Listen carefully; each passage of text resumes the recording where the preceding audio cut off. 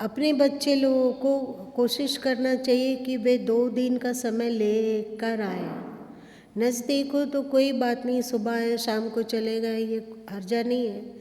पर बाकी जो लोग हैं वे कोशिश करें कि हम पूरा समय दें कार्यक्रम को, पूरा कार्यक्रम को समय दें। और भी कोशिश करना चाहिए कि हम लोगों को नाटक का प्रचार अच्छा से करना चाहिए। इसमें चाहे गिरिडीह के लोग हों, चाहे दीक्षित हो या गैर दीक्षित हो, सबको नाटक में सम्मिलित होए। नाटक से बहुत कुछ संदेश दिया जाता है, बहुत ही कीमती है समाज के लिए, हम सब के लिए, हम भारतीय लोग के लिए, हम सनातन धर्मावलंबियों के लिए बहुत ही अधिक कीमती है। उसको मिस नहीं करना चाहिए, उपदेश में भी सम्मिलित होना चाहिए और चिंता ना करें। आप लोग एक आप लोग गाना गाते थे बहुत दिन पहले, अरुण जी लोग के ज़माने का होगा, तुम 1 पैसा दोगे वो 10 लाख, है ना? तो वैसे ही है, जब हम लोग साधारण लोगों को धन देते हैं तो उसके द्वारा हमें बहुत सद्कर्म और पुण्य और हमें वो रिटर्न बढ़ के मिलेगा। तो यहाँ पे हम जो समय देते हैं, सत्संग में हो या और कुछ हो, इसमें जब समय देते हैं तो ये भी तो दान ही है ना, समय दान। तो इस समय दान देने पर इतना उपयुक्त, मतलब ऊंचे यज्ञार्थ कर्म के लिए हम अपना समय नियोजित करें, तो ऐसा हो ही नहीं सकता है कि उसको घाटा लग जाएगा। चाहे वे दुकान में हो, चाहे व्यापार में हो, चाहे और कुछ में, है ना? इसलिए इन सब को की चिंता नहीं करनी चाहिए। हाँ, कोई और अनिवार्य कार्य आ जाए, जरूरी हो, स्वस्थ संबंधी हो या और कुछ भी महत्वपूर्ण चीज़ आ जाए तो कोई बात नहीं। पर यदि ऐसा कुछ जिम्मेवारी अभी नहीं आ रही हो तो फिर हम लोगों को इसमें समय नियोजित करना ही चाहिए। जिस प्रभु ने हमें इतना सब कुछ दिया, जिस सद्गुरु से हम इतना ज्ञान विज्ञान पाते हैं, जिस अस्तित्व की कृपा से हम फलते फूलते हैं, तो उनके प्रति समर्पण भाव रखना ही चाहिए। और एक तरह से इन सब कार्यों को, जैसे आपके पास धन की वृद्धि होती है तो आप इनकम टैक्स देते हो कि नहीं, वैसे ही उन्होंने जीवन दिया, श्वास दिया, हम लोगों का शरीर दिया और बाकी सभी तरह का सुख सुविधा दिया। हम लोग ऐसा नहीं है कि रात में क्या खाएंगे, भूखे सोना पड़ेगा आज हम, ये सब कुछ नहीं है। तो ये सब कुछ तो ईश्वर का ही दिया हुआ है। तो ईश्वर के दिए हुए जीवन और श्वास और उपलब्धि कुछ समय हम क्यों नहीं निकाल सकते? 365 दिन होता है ना, तो ज़्यादा से ज़्यादा साल भर में 10 दिन, 365 दिन में 155 दिन हम लोगों का, मतलब हमारे नाना का, दादा का 355 दिन हमारा और 10 दिन कार्यक्रमों को। ये कुछ ज़्यादा इनकम टैक्स है क्या? है क्या? कोई नहीं है। अभी लोग प्रयागराज में जा रहे हैं डुबकी, ये ठीक है कि प्रचार है, पर ये क्या कोई प्रयाग से कम है?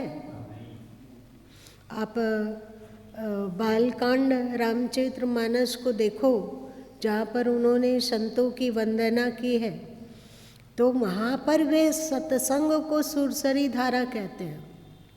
सत्संग को कहते हैं प्रयागराज, जहाँ पे अवगाहन करने से अद्भुत की प्राप्ति है। एक तो हम लोगों का मन शांत रहता है, एक हम अपने विचारों को ऐसा बनाने में सक्षम हो पाते हैं जिससे हम लोगों का दिमाग शांत और संतुलित रहे, है कि नहीं? सत्संग से मामूली प्रभाव नहीं पड़ता है। क्या आप लोगों के मन में प्रभाव नहीं पड़ रहा है क्या?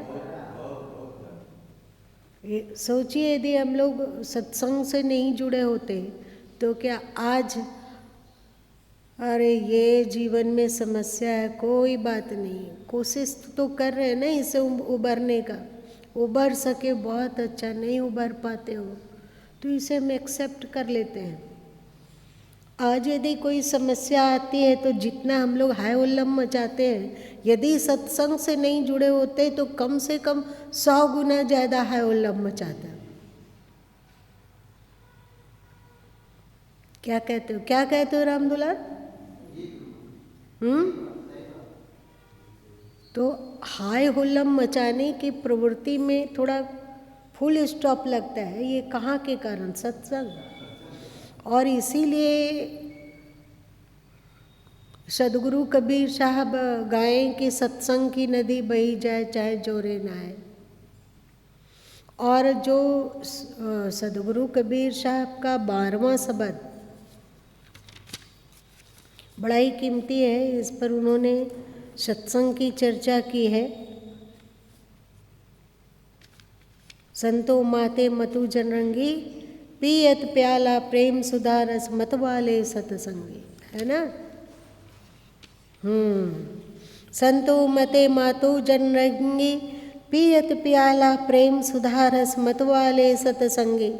अर्धे उर्धे भाटे रोपिन लेत कसारस गारी, मुदे मदन कटी काटी कर्म कसमल संतत चुअत आगारी। कौन कौन सत्संग से लाभ उठाएं, इसकी चर्चा करते हुए सदगुरु कबीर साहब कहते हैं, गोरख दत्त वशिष्ठ व्यास कपि, कपि मतलब हनुमान जी, नारद सुखमणि जोरी सुखदेव जी, है ना? बैठे सभा सिंभू सनकादिक, भगवान शंकर सनकादिक ऋषियों के साथ बैठते हैं और आपस में सत्संग की चर्चा करते हैं। तहाँ फिरे अधर कटोरी, बैठे सभा सिंभू सनकादिक, तहाँ फिरे अधर कटोरी, वे कटोरी में लेकर पीते हैं क्या? सत्संग को, सत्संग के अमृत को सत्संग के द्वारा वे भर भर के पीते हैं, मतलब सत्संग करते हैं। और अम्बुरिखी और जाग जनक जड़, शेष सहस मुख फाना, कहलौ गनौ अनंत कोटिले, अमहल महल दीवाना। मैं किसकी चर्चा करूं? चाहे अम्बरीश ऋषि हो गए हों, चाहे जनक जी हो गए हों, चाहे जड़ भरत हो गए हों, चाहे शेष जी हो गए हों, जिसमें लक्ष्मण जी इत्यादि की चर्चा आती है, बलराम लक्ष्मण इत्यादि। सहस मुख फाना, सहस्त्रों मुख से वे सत्संग की चर्चा करते हैं और उसका पान करते हैं। और कहलो गनौ अनंत कोटिलय, अमहल महल दीवाना। मैं कितने लोगों की गणना करूं? अनंत करोड़। अब अनंत ही बोल देते तो क्या कुछ बिगड़ जाता? तो उन्होंने अनंत कोटि कह दिया, अनंतों करोड़। पहले से ही करोड़ बहुत ही पावरफुल शब्द है और उसको उन्होंने कहा अनंत कोटि, अनंत। अमहल महल दीवाना, जो कि इस देखने में तो लगता है कि अमहल है, क्या मिलेगा? क्या मिलेगा? सत्संग से कहीं कुछ होता है क्या? क्या हमें पैसा मिल जाएगा? क्या हमारी बेटी का विवाह करना है उस समस्या का समाधान हो जाएगा? क्या हमारा एफडी बढ़ जाएगा? क्या हमारे घर में लग्जरी जीवन जीने लायक सब सुख सुविधा आ जाएगा? ये सब कुछ होता नहीं है, तो फिर सत्संग क्यों?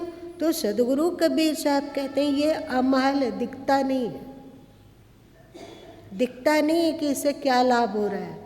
उसको जब आप आत्मसमीक्षा करोगे, मनोविश्लेषण करोगे, तब जानोगे कि सत्संग का क्या लाभ होता है।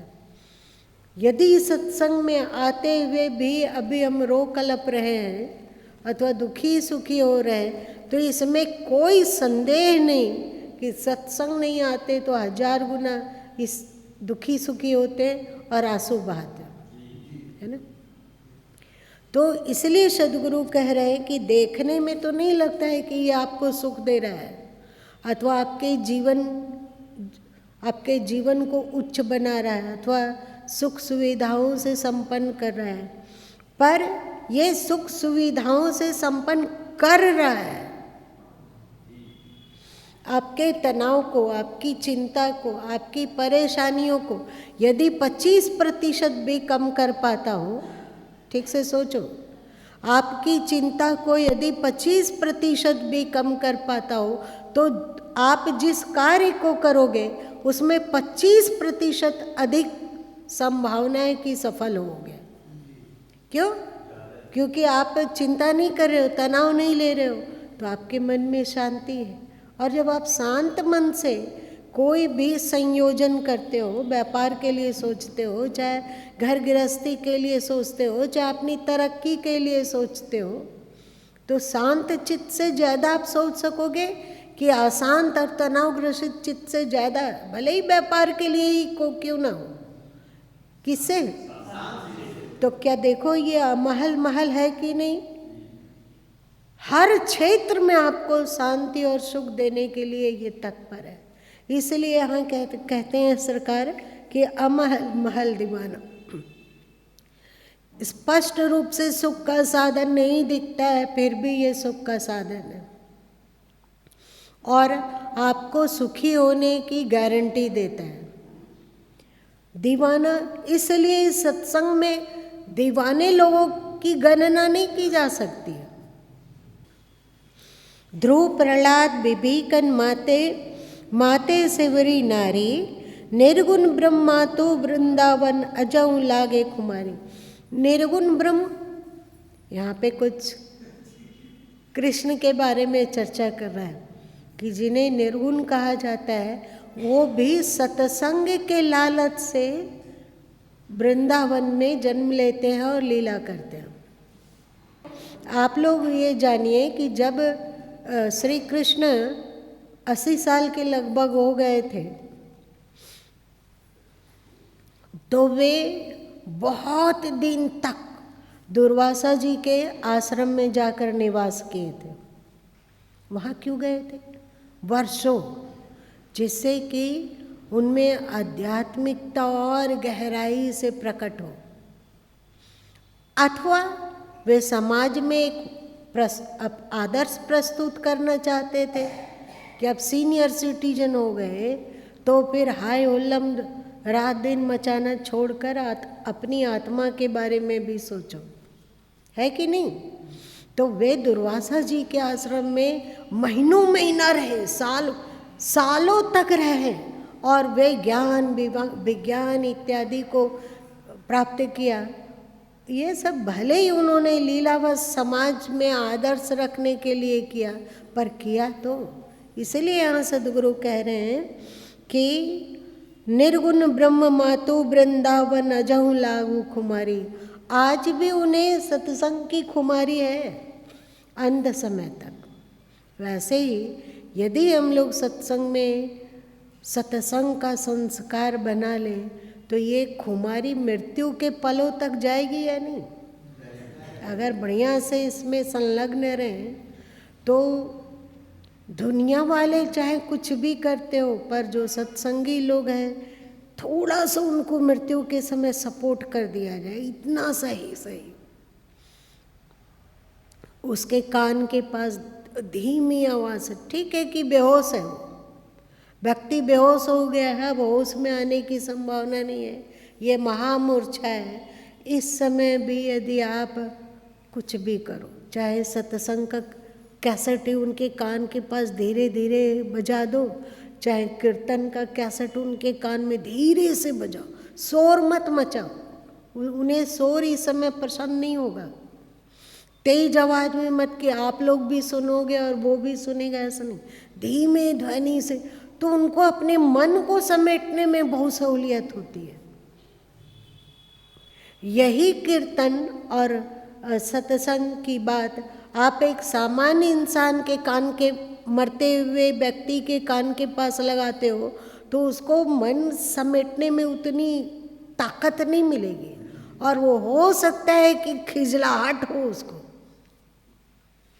कि, लेकिन जो सत्संगी होते हैं वे उसकी खुमारी अंतिम श्वास तक रहती है, और ये अंतिम श्वास तक ही द एंड नहीं हो जाता है। जहाँ जन्म लेंगे वहाँ पर फिर से सत्संग का लुकाठा मतलब ज्योति मसाल लेकर पैदा होंगे, फिर जिएंगे, फिर सत्संग, फिर ज्ञान। सत्संग से क्या मिलता? अरे इस बात को भूल जाओ कि आपको वैकुंठ मिलेगा, ये सब भले ही टॉफी की तरह हो, सत्संग के द्वारा आपको जीने की कला मिलती है।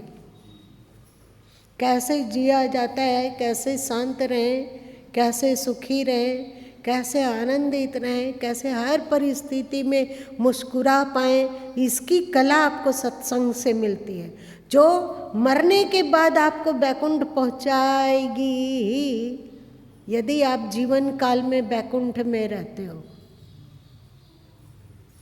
इसलिए सत्संग को कम कीमत में मत आको। सूर नर मुनि जत पीर औलिया जिंडे पिया तिन जाना, कहें कबीर गुंगे के शक्कर का करी करे बखाना।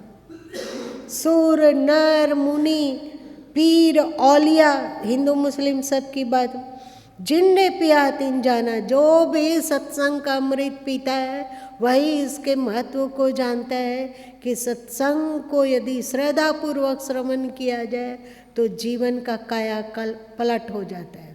एक तरह से कहो कि बगुला से हंस और कौवा से कोयल बन जाता है।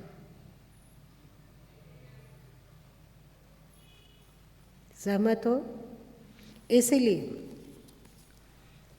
365 दिन में से आप ज़्यादा देते हो कोई बात नहीं, लेकिन कोशिश करो कि 10 दिन 12 दिन के लिए साल भर में हम अवसरों पर, क्योंकि जो दूर रहते हैं लोग वे नित्य सत्संग में नहीं आ सकते हैं, उनकी व्यवस्था है वो नहीं कर सकते हैं, दूर हैं वे।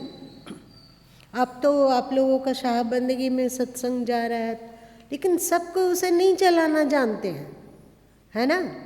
पर वो कीमती होते हुए भी आप सामने से सुन रहे हो, इसका अलग प्रभाव होता है कि एक ही प्रभाव होता है? अलग प्रभाव होता है, क्योंकि वहाँ पर वक्ता अथवा जो संत सत्संग की बात कह रहे हैं उनके शरीर का तरंग भी है। यदि आप वहाँ पे अश्रद्धा और उपेक्षा का कपाट नहीं लगाते हो अपने में, तो ये सत्संग बहुत रंग लाता ही लाता है, इसको असंभव नहीं। हाँ, यदि आप अश्रद्धा और उनके प्रति ना आपकी अभिरुचि है ना सत्संग में अभिरुचि है, तो आप सोचना कि आपने बरसाती पहनकर सत्संग किया, इस कारण आपके भीतर सत्संग की शांति मस्ती खुमारी नहीं पहुंच पाई। इसीलिए कहा गया घूंघट के पट खोल। ये जो बरसाती का घूंघट पहने हो इसको खोल के फेंको। एक और बात कह देते हैं आप सबों को, आप समीक्षा करना, वक्ता के प्रति जिसका जितना अधिक श्रद्धा होती है वो उतना अधिक लाभान्वित होता है। आप लोग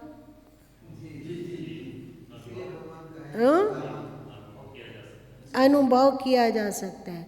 आप कभी शिकायत अथवा उपेक्षा से भर के आओ, उनको आप 2 कौड़ी का भी इंसान नहीं समझ रहे हो, यदि लगता हो कि वे बड़े ही चापलूस हैं, वे बोलते कुछ है उसमें उनका कुछ स्वार्थ हो सकता है, इसी तरह से नेगेटिव वामपंथियों की तरह आप अपना दिमाग को लेके आएंगे सत्संग में तो आपको लाभ नहीं मिलता है।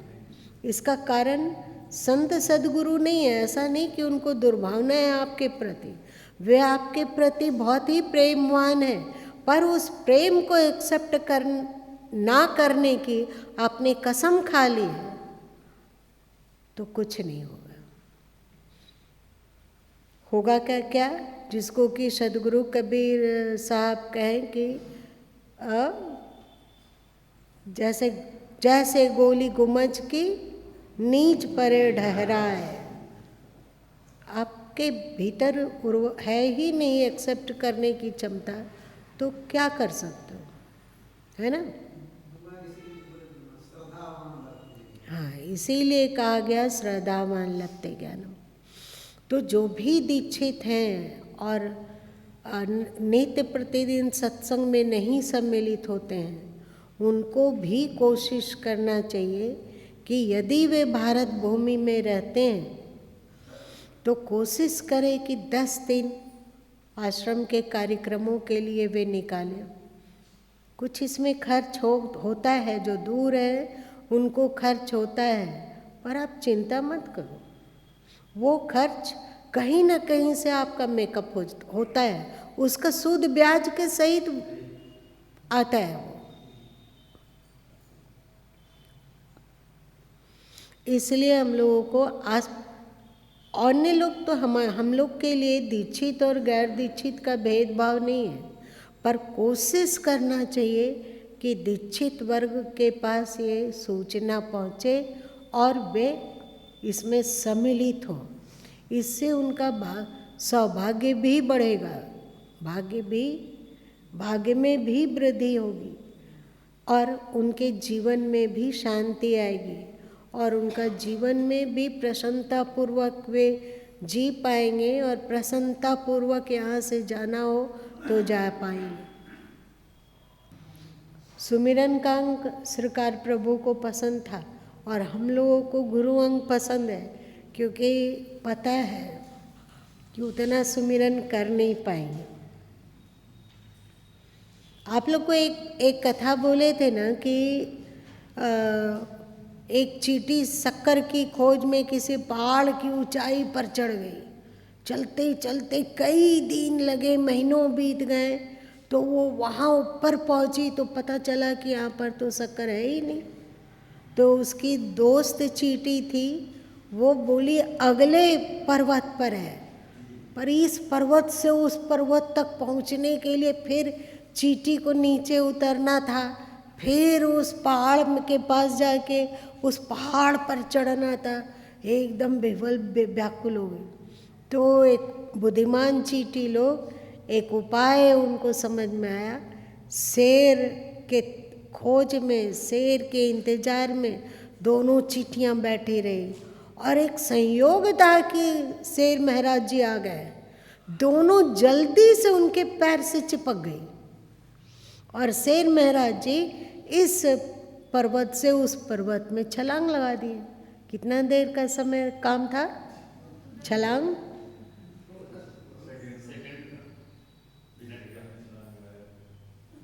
इसी को तो सदगुरु कबीर साहब कहें, कोटि जन्म का पथ था पल में दिया पहुँचा है कि नहीं। चींटी का कितना मेहनत वाला, कितना समय साध मार्ग था, पर प्रबल जो इसकी ताकत रखते हैं उसके चरण में चिपक जाकर दोनों चींटियां आसानी से दूसरे पर्वत पर पहुंच गई।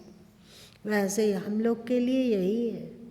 जानते हैं कि जितना सुमिरन होना चाहिए, जितना त्याग होना चाहिए, जितनी समझ होनी चाहिए, उतनी नहीं है। तो क्या हुआ? सदगुरु है ना, सदगुरु के चरण में चिपक कर हम लोग मुक्त होने का स्वप्न रख पा लेते हैं, है कि नहीं? इस पर हम लोग विश्वास करते हैं। इसलिए गुरु का भी साथ साथ करें तो ज़्यादा अच्छा है। और ईश्वर से प्रार्थना करें कि हे प्रभु, जैसे लागे और के तैसे निभे चोर। मतलब जैसे प्रारंभ समय में शुरू में जब भक्ति होती है ना, तो उस भक्ति में एक बाढ़ रहता है, एक तरंग उठता है, सही जब शुरू में आते हैं। पर यही जब बहुत दिन हम भक्ति में टिक जाते हैं तो वो शांत होता जाता है। ये सभी रिश्तों में होता है, ऐसा नहीं है कि केवल गुरु शिष्य के रिश्ते में ही ऐसा होता है, ऐसा नहीं है। प्रेम साथ रहते थोड़ा सामान्य होने लग जाता है। अब वे उतने कीमती नहीं लगते हैं, लेकिन जैसे लागे और की वैसे निभे छोर। यहीं पर होश की आवश्यकता है, यहीं सावधानी की आवश्यकता है कि हे प्रभु, हे सर्वेश्वर, हे सर्वसमर्थ, हमारे में शक्ति बिल्कुल नहीं है, बिल्कुल ताकत नहीं है। आप मेरी भक्ति को आजीवन टिका के रखो, आजीवन अंतिम श्वास तक आपके प्रति दीवानगी और प्रेम बना रहे, आपकी अनुकूलता का ख्याल बना रहे। बस इतना ही हम लोगों के जिम्मे काम है, बाकी सब कुछ अच्छा है। ठीक है, आज इतना ही देर रहने देते हैं, समय हो गया। कीमती है, एक तरफ हमारा समर्पण और दूसरी तरफ सुमिरन, दोनों ही कीमती है।